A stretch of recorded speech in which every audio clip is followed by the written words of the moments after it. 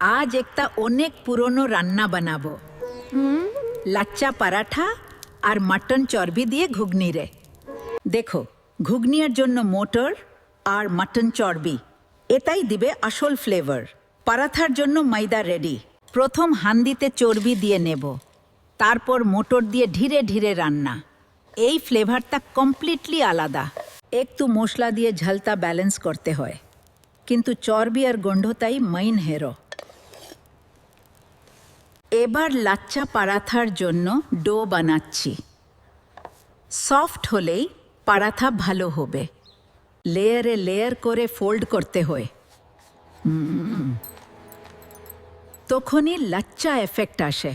এবার ধিমে আঁচ এ পরাঠাটা সেকছি।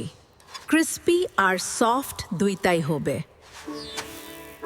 দেখো, ঘুগনিটা রেডি। চর্বি দিয়ে এটা একদম রিচ আর ফ্লেভারফুল হয়েছে। লাচ্চা পরাঠা আর মটন চর্বি ঘুগনি রেডি। এই কম্বিনেশন একদম রেয়ার আর স্পেশাল।